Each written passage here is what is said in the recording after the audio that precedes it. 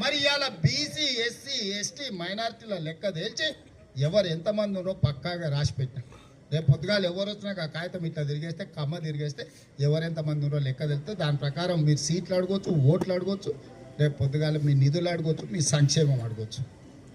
ఇవాళ ఎస్సీ వర్గీకరణ మా ప్రభు ఆడున్నాడు. ఇవాళ మాదిగా ఉపకులాల వర్గీకరణ కోసం 40 ఏళ్ళ నుంచి కొట్లాడుతూ పిల్లలు చచ్చిపోయారు. ఎవడని చేసే ధైర్యం చేసినాడే. ఇవాళ నేను సుప్రీంకోర్టు జడ్జిమెంట్ ఇచ్చిన గంటల ఎస్సీ మాదిగా ఉపకులాల వర్గీకరణ చేసి ఇవాళ ఎవరికి వాళ్ళకి లెక్క తెలిసి వాళ్ళ రిజర్వేషన్లు వాళ్ళకి వంచిపెట్టినాం. ఇవాళ అందుకోసం మనల్ని బహిష్కరించాలా? దేనికోసం బహిష్కరించాలి? ఆడబిడ్డల ఆర్టీసీలో ఉచితంగా ప్రయాణం ఇచ్చినందుకు చేయాలా? లేకపోతే రైతులకు 21,000 కోట్ల రుణమాఫీ చేసినందుకు చేయాలా?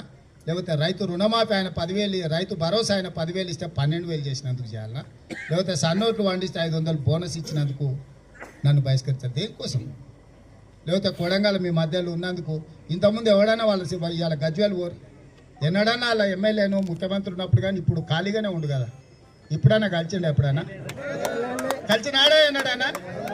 ఎన్నడన్నా నేను ఎమ్మెల్యే ఉన్నప్పటి నుంచి ఇవాళటి వరకు ఇట్లా వస్తే మీ మధ్యలోనే కూర్చున్నా కానీ ఎప్పుడైనా ముఖ్యమంత్రి అని ఎప్పుడైనా మిమ్మల్ని పక్కన పెట్టినా చెప్పారు కదా. మీరే పండుగకు వచ్చినా, పబ్బానికి వచ్చినా, దసరా పూట జమ్మి పెట్టడానికి వచ్చినా మిమ్మల్ని అందరినీ కలిసినోనే కదా. నేను ఇవాళ ముఖ్యమంత్రి మీ మధ్యలోనే కూర్చున్నా కదా.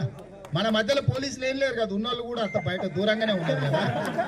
ఎన్నడన్నా చంద్రశేఖర్ రావు ఓట్లేసిన సిద్దిపేట వాళ్ళని కానీ లేకపోతే ఓట్లేసిన గజ్వేల్ వాళ్ళని కానీ ముఖ్యమంత్రిని చేసిన వాళ్ళ గజ్వేల్ వాళ్ళని కానీ మనం కూడా 2009 ఎంపించేసినాం. ఏనాడని కళ్ళతో చూసినారే ఆయనను పేపర్లలో, టీవీలలో తప్ప. మరి ఆయన పరిస్థితి గట్ల, మనం ఇట్లా. మేము మీ మధ్యలో ఉంటున్నామని ఆయనకు పగ. వీడు అందరితో మంచుకుంటాడు, అందరిని వాళ్ళకరిస్తాడు, పేర్లు పెట్టి పిలుస్తాడు, ఏమో ఆనందం బాగున్నావా.